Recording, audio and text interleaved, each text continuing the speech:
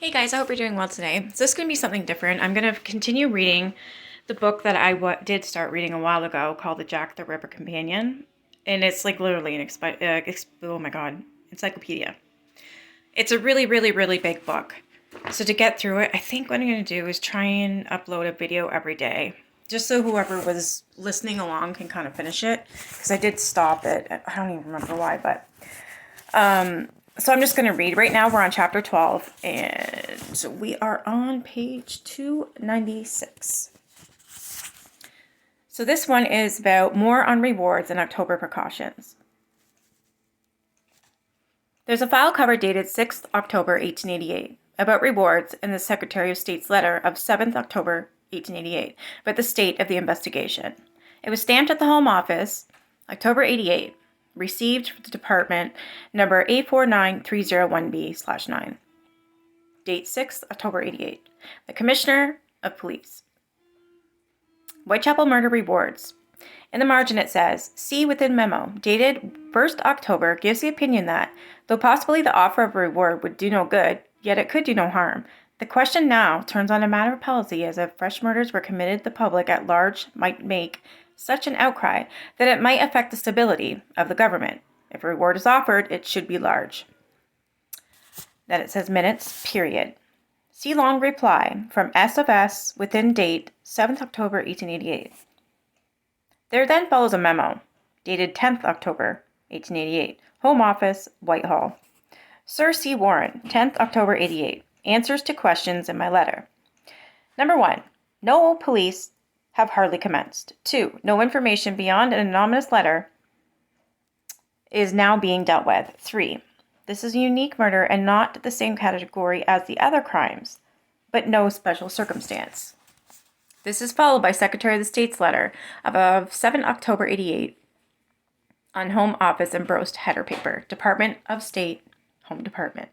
7th October 1888. Dear Sir Charles, I am obliged to you for your letter of the 5th. It puts your views in a somewhat different light from the impression conveyed to Mr. Pemberton and myself by the interviews, which we both had with you, and which had for their... Oh, I forgot to turn off my thing. I'm sorry, guys. There.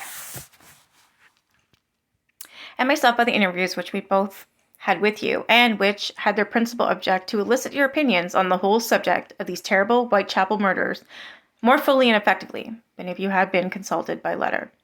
I had understood you on the 3rd to say that in your opinion a reward was useless for the purpose of discovering the murderer, and that as rewards had already been offered by the city authorities and others, you saw no reason for making an additional offer.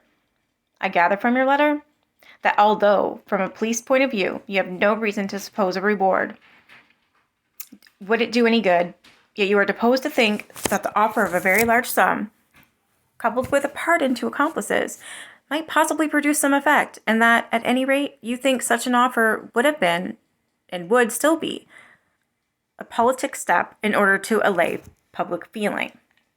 The way these people talk, I understand it, but there's some that I don't, you know what I mean? Like, it's just, I don't know, I call it like old speak.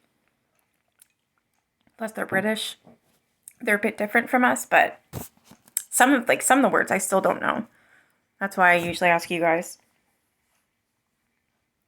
I think that in your careful review of the past history of rewards, you scarcely give sufficient prominence to the elaborate consideration that the question has undergone.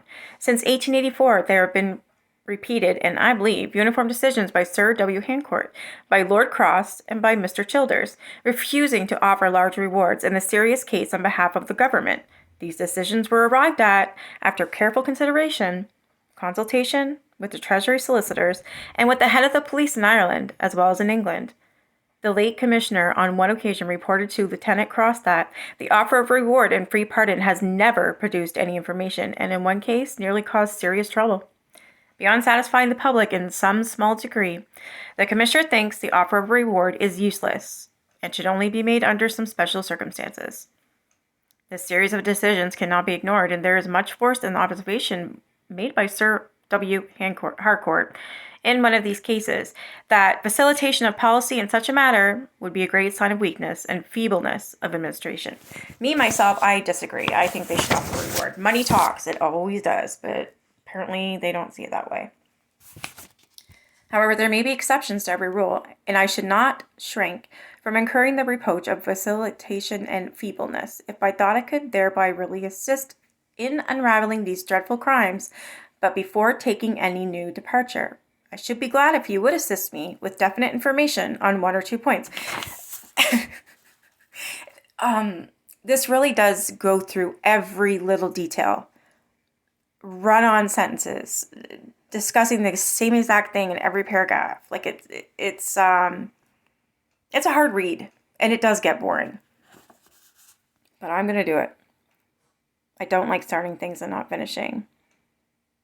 1. Is it your opinion that the police and the CID have now exhausted all the means within their power of discovering the criminal and have not only failed but have no reasonable prospect of succeeding in any moderate time? 2. Has any information reached you, which makes you think that there are persons who could give information but who are holding back either from fear of consequences or in hope of a reward, or that any persons are harboring the criminal and assisting his concealment? 3. Has any special circumstance been brought to your knowledge which makes it proper to offer a reward in the case of these murders and distinguishes them from other atrocious crimes, such as the dynamite explosions, the shooting of P.C. Chamberlain, the R and murder of Mary Cooper, and many others in which rewards were refused? I concur generally in what you say to a fully consulting the Commissioner of Police in matters of this kind, but I wish to add that when an application such as Mr. Montague's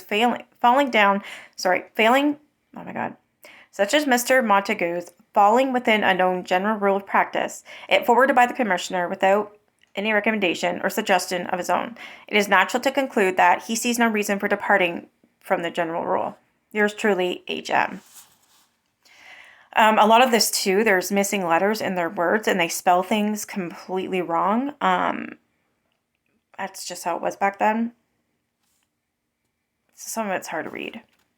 Also and next is the letter from Sir Charles Warren, dated 6 October 1888, to Henry Matthews, to which the above was a reply, stamped at Home Office, 15, then it says deleted, October 88, received Department A49301B/9, 4 Whitehall Place, SW, 6 October 1888. Dear Mr. Matthews, Mr. Ruggles Breese has shown me your letter in which you see no occasion for offering a reward in the case of the Whitechapel murders, and I observe that you consider that I do not recommend any reward.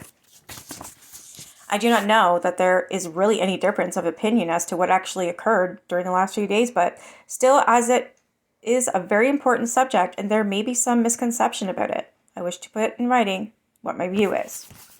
Up to 1884, the Commissioner was in the habit of recommending rewards in cases of murder and C. I don't know what C is. Then occurred what is called the German explosion case, which is supposed to have been the result of a conspiracy in order to obtain a reward. That's why they're so fussy about offering a reward. Okay, it's starting to make sense now. After this, on 3rd July 1884, the Commissioner recommended a reward, re attempted murder of P.C. Chamberlain, which the Secretary of State declined to approve, and at this time, he said, since the case of the German explosion, I have a profound distrust of rewards.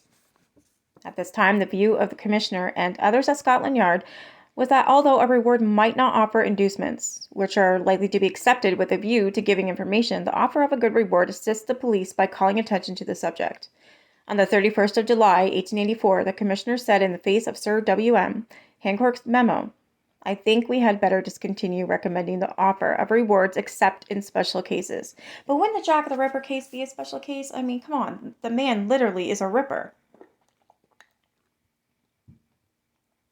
The first special case that occurred that I'm aware of was the murder of Miss Samuels in 1887, at which it was supposed that there were several persons implicated. In this case, the Commissioner recommended a substantial reward for information and a pardon for blank to anyone implicated, but not the actual murderer. In reply, the Secretary of State approved the pardon, but did not approve the promise of a reward.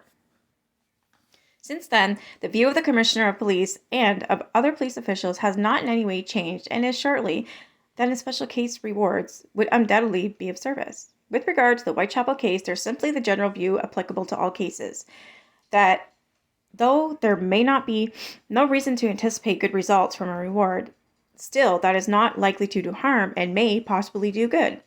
I agree. This is purely the police view apart from the question of policy, which is a matter entirely dependent upon public feeling. On the 10th September, after the recent Whitechapel murder, Mr. Montague, MP, made an offer of reward of $100, which I forwarded to the Secretary of State for instructions.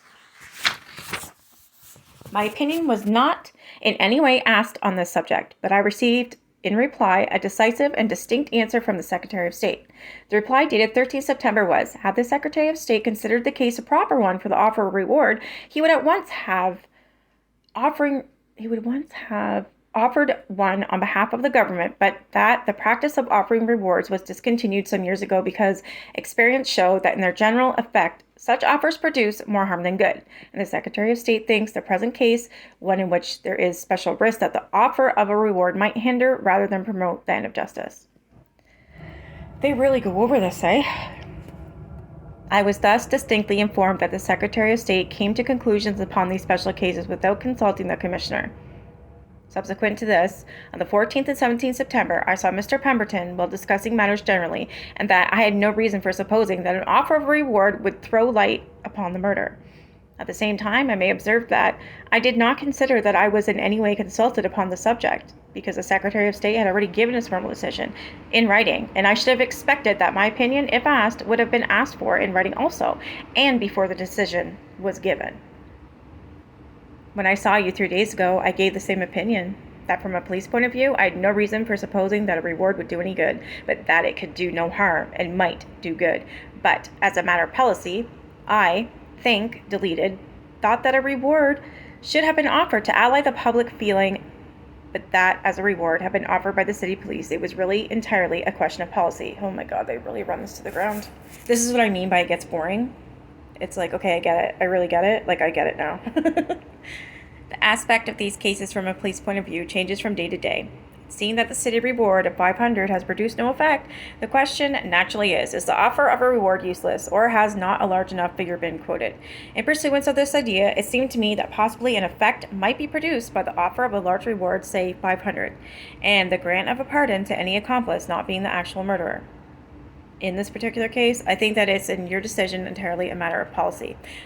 Okay. I believe if we go on long enough,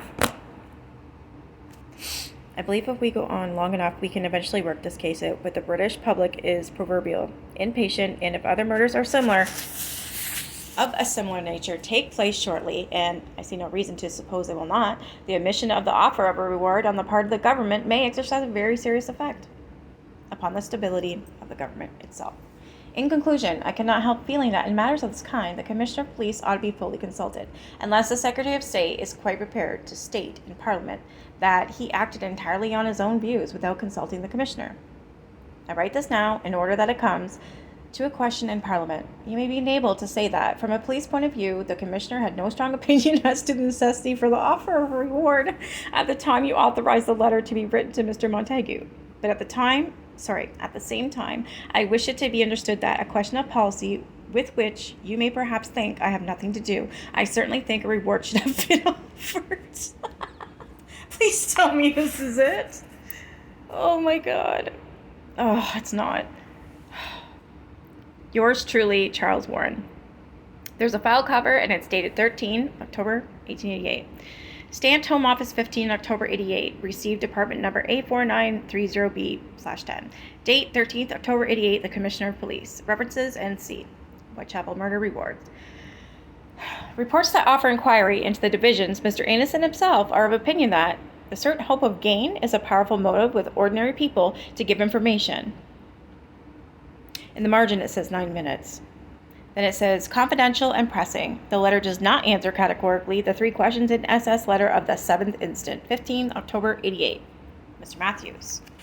I cannot think this affords any sufficient reason for going back from the decision already announced by SFS, GL 15th October 88. Say to the Commissioner with reference to his letter of 13th October that it appears to indicate that he and the Cisco Commissioner are not altogether satisfied with the rule adopted after much consideration by the HO in 1884 and since repeatedly acted upon. The SFS wishes it to be observed that this rule applies especially to a large rewards. Oh my God. offered by government in sensational cases, and has not been held to exclude small police rewards in minor cases, which are rather in the nature of full compensation to informers for loss of time and trouble. The rule is sadly based on the results of experiencing, showing that in the cases in which it was meant to apply, rewards had done no good and had in many ways done harm. SFS understands the Commissioner in some degree to question the accuracy of these results of experience, as stated in 1884 to 1885. The matter is so important that the SFS desires to give the fullest consideration to any doubts the Commissioner may entertain. He will be obliged if the Commissioner will furnish him with the opinions and reports of cases that are inconsistent with the minute of Sir E. Henderson founded upon them, and any facts which may assist in the consideration of the question. Add that the SFS will thank the Commissioner to give a reply in writing to the questions contained in the SFS's letter of the 7th, HM 16th October 88. This one was wrote 17 October 1988. There follows a letter dated 13th October 1888 from Sir Charles Warren to the Under Secretary of State. Stamped Confidential, Home Office, 15th October 88. 4 Whitehall Place, SW, 13th October 1888. Sir, with reference to the general question of the expediency or otherwise of offering rewards in murder, oh my God, they really drag this on. In the rewards in the case of murder, NC, I have to acquaint you for the information of the Secretary of State that it is now, and so far as I can ascertain, always has been, the opinion of the Metropolitan Police that the offer of rewards in such cases may possibly be of little use, but it can do no harm, and it may be productive of satisfactory results. The Assistant Commissioner of the Criminal Investigation Department, as well as Mr. Williamson and other officers, concur in this view of the matter. The only official record I can find in the opposition to it is contained in the minute of Sir E. Henderson of 5th August 1885, who said that the offer of a reward and free pardon has never produced any information, and in one case nearly caused serious trouble. Beyond satisfying the public in some small degree, the Commissioner thinks the offer of rewards is useless and should only be made under some special circumstances. But inasmuch as this minute purports to be based on opinions and reports of cases with which it is not consistent, as many of them show that the offer of reward has been very successful, I can only imagine that it was written in reference to largest and sensational rewards such as Secretary Sir W.B. Harcourt had in view at the time. I concur with Mr. Anderson. The reports of the divisions confirm us in the opinion that we have held that the certain hope of gain by giving information and help to the police is a powerful motive with ordinary people. I am, sir, your most obedient servant, C. Warren. The Under Secretary of State, NC, Home Office. There's a file cover, which is worded as follows. 93305/18, H Division. Subject HO Special P Organization. Date 17th October 1888. Home Office 849301C/10 for Sir Charles Warren. 17.2.50. To transmit the copy, letter received from Mr. S. Montagu, MP, in which is enclosed a petition form.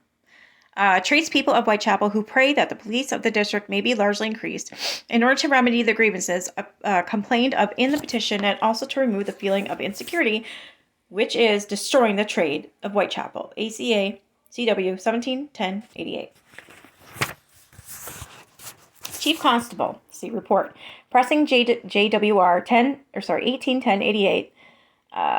Please report submitted to CH Constable T. Arnold on the 22nd, 10th, 1988, yeah. Concerning the class of population in H Division, the recent horrible outrages, and the fact that the presence of 125 extra men every night, the minds of the inhabitants have been kept tolerably calm, I consider that 25 men asked for are necessary. Sir C. Warren, I think it would be well to argument that the H Division by 25 men as recommended by the Superintendent and Chief Constable. I want to augment 300 men and am about to write to SFS on subject. ACA Monsell to see when augmentation is granted. The 25 asked for will be considered. The file cover reads as follows. Stamped Home Office 18 October 88. 849301B/12. Date 17th October 88. The Commissioner of Police. Whitechapel Murders Rewards. answered S of S's questions to the effect that all means have not yet been exhausted, that they continue to receive anonymous letters, that they may be persons assisting the murderer, and that the murders being unique are of an entirely different category to those referred to by S of S. In margin, 10 inches, minutes, press and confidential. The commissioner in his late letters does not allude to the point, why should a government reward have a better result than rewards offered by the city and by private individuals? These amount to some $1,200, and so far as HO knows, have not as yet procured any trustworthy information. It would be well to wait, replied Commissioner to SS further inquiries on the, was that January 10th? Before deciding on the present letter on the 18th, I don't even know. This letter is an uncertain. Well, I'm definitely uncertain. The commissioner does not positively recommend a reward from a police point of view. At the same time, he half suggests it. Note that this letter of 13th October in 10 seems to condemn large and sensational rewards, but if the commissioner has recommended any reward, it is one of $5,000 in addition to the city reward. The commissioner is yet to reply to the letter written on the 10th in accordance with SFS minute. Put up, GL, 18 October 88. Mr. Matthews, I have great difficulty in drawing any conclusion from this letter, except perhaps that the commissioner thinks rewards may do good. So far, it is not in accord with HO practice. Await his reply to the letter on the 10th, and I will then take the earliest opportunity of going into the whole question with him and Mr. Anderson. HM, 19th October 88. There then follows a memo as to the rewards. Memo as to rewards. Mr. Lushington, I send a copy of this historical fact of this, with Sir W. Harcourt's letter to the Common Council to the Commissioner of Police for his perusal. CM, October 8th, 1888. 19th October, 1888. Following appears on the cover of the proceeding. German Embassy case and the statements in H's minute. There then follows a letter dated 17th October, 1888 from Sir Charles Warren to the Secretary of State. And it was dated confidential, Home Office, 18th October 88. 4 Whitehall Place, SW, 17th October 88. Sir, in reference to your letter of the 7th instant, asking for definite information on certain points in connection with the Whitechapel murders, I have to submit the following replies. Question number 1. Is it your opinion that the police and the CID have now exhausted all the means within their power of discovering the criminal and have not only failed, but have no reasonable prospect of succeeding in any moderate time? To this, I have to reply no. I think we have hardly begun. It often takes many months to discover a criminal. Question number 2. Has any information reached you which makes you think that there are persons who could give information but who are holding back either from fear of consequences or in hope of a reward, or that any persons are harboring the criminal and assisting his concealment? There have been anonymous letters to this effect, but though they may be hoaxes, it shews that the offer of reward has an effect upon the mind. And one of the logical solutions as the murderers is that there may be several persons who are more or less assisting the murderer. Question 3. Has any special circumstances been brought to your knowledge which makes it proper to offer a reward in the case of these murders and distinguishes from their atrocious crimes, such as the dynamite explosions, the shooting of P.C. Chamberlain, the and murder of Mary Cooper, and many others in which rewards were refused? I look upon this series of murders as unique in the history of our country and of a totally different character to those mentioned above, and so far the case is in a totally different category. I am, sir, your most obedient servant, C. Warrant. That didn't answer anything. Absolutely nothing. This is going to drag on forever because that's how they correspond, is back and forth through letters. So it would be a process. The Secretary of State. The file contains a copy of the above letter. The question of increasing police strength during this period was another pressing matter brought before the Home Office. The file cover dated 17th October 88 reads as follows. 9335/18, Special WR, H Division, HO Special P Organization, 17th October 1888, Home Office, 8439301C, for Sir Charles Warren. Transmit a copy letter received from Mr. S. Montagu, in which is enclosed a petition from tradespeople of Whitechapel, who pray that the police of the district may be largely increased in order to remedy the grievances complained of in the petition, also to remove the feeling of insecurity which is destroying the trade of Whitechapel. Chief Constable for report, pressing HWR, 181088. Please report. Report submitted to CH Constable T. Arnold. That was on 22/10/1988. Considering the class of population in the H Division, the recent horrible outrages, and the fact that the presence of 125 extra men every night, the minds of the inhabitants have been kept tolerably calm. I consider that 25 men asked for are necessary. Sir C. Warren, I think it would be well to augment the H Division by 25 men as recommended by the Supt and Chief Constable.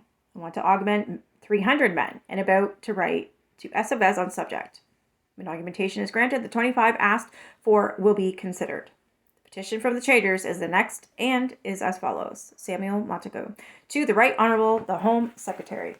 We, the undersigned, traders in the Whitechapel, respectfully submit for your consideration the position in which we are placed in consequence of the recent murders in our district and its vicinity. I mean, yeah, I would definitely agree with that. I would love to have more constables because their city's in terror.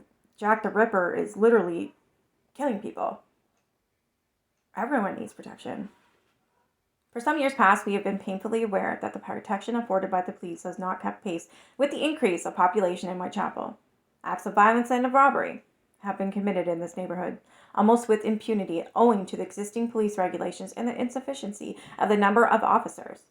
The recent murders and the failure of the authorities in discovering the criminal or criminals have had a most disastrous effect upon trade of our district. The universal feeling prevalent in our midst is the government no longer ensures the security of life and property in East London. And that in consequence, respectable people fear to go out shopping, thus depriving us of our means of livelihood. We confidentially appeal to your sense of justice that the police in the district may be largely increased in order to remove the feeling of insecurity, which is destroying the trade of Whitechapel. What the fuck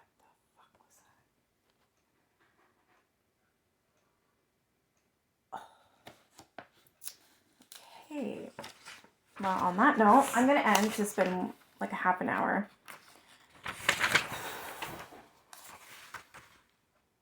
Or should I just read that? No, it's going to keep going on further. Okay, so in front of me, I have quite a few signatures. There's 1, 2, 3, 4, 5, 6 pages. Wow. There's Robert Raycroft. He's 79 High Street, Whitechapel. Like every name who was in this petition. Joshua Horton, R.W. Highmont, P. Cohen, A. Randall, Henry Burglas. I can actually just take screenshots and put them in my community tab because there's a ton.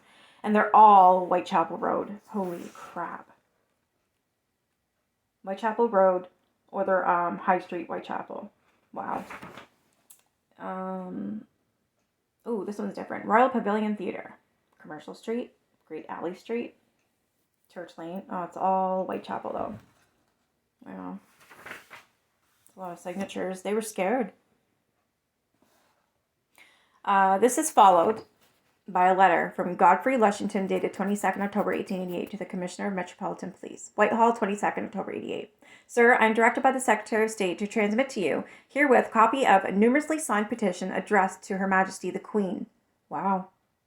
By women residing in... Oh, this was women? No, there's men too. The Majesty Queen by women residing in East London in reference to the murders recently committed in Whitechapel and the neighborhood. I am to request that full inquiry may be made and a report be furnished to the Secretary of State as to the number of both of brothels and of common lodging houses in Whitechapel, and such information as you may be able to procure as to the numbers and the condition of prostitutes living or plying their calling in the district. Mr. Secretary Matthews would also be glad if you would be so good as to inform him whether you have any time received any reports from the local authorities seeking the assistance or interference of the police in regard to brothels or common lodging houses in Whitechapel, and whether they are used as refuge or retiring places for criminals. I am to add that the Secretary of State would be glad to receive any suggestions which appear to you to be called for by the present state of affairs. I am, sir, your obedient servant, Godfrey Lushington. All right, then. So that'll be it for today. I'm just going to keep trying to read it every night and we can get through it because it does interest me and hopefully people are still interested. But I did this because I had a couple people asking. Anyways, I'll continue with it. Hope you enjoy your night, and Merry Christmas. Bye, guys.